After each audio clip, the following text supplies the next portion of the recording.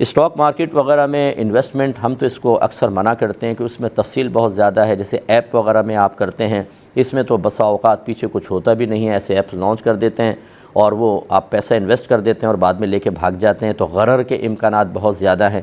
پھر اگر آپ باقاعدہ ایسی جگہ پر انویسٹمنٹ کرتے ہیں کہ جہاں یہ ایپ وغیرہ کا معاملہ نہیں، ڈائریکٹ کسی ایجنٹ کو کرتے ہیں، تو بعض ایسی کمپنیز ہوتی ہیں جن کا وجود ہی نہیں ہوتا، اس کے شیئرز بک رہے ہوتے ہیں، یہ غلط ہوتا ہے.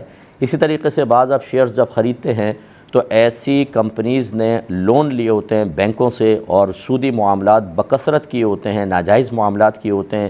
جیسے آپ شیئرز وغیرہ خریدتے ہیں تو جتنے ناجائز معاملہ ہوتا ہے، آپ چونکہ شیئر ہولڈر ہو گئے، آپ ایک پارٹنر کی حیثیت اختیار کر گئے، ان سارے معاہدات میں آپ بھی شامل سمجھے جائیں گے. تو اس کی بعض علماء نے بعض صورتوں میں جوازی صورتیں میں ذکر کی ہیں، لیکن خطرے سے خالی کچھ بھی نہیں ہے. اس لیے ہم تو مطلقاً منع ہی کرتے ہیں کہ آپ انویسٹمنٹ نہ کریں. لیکن اگر کوئی اچھے عالم ہیں، مستند مفتی صاحب ہیں، وہ یہاں یا باہر کے ملکوں میں آپ کو انویسٹمنٹ کی پرمیشن دے دیں تو پھر آپ کر لیں، ورنہ اجتناب کرنا بہتر ہوتا ہے.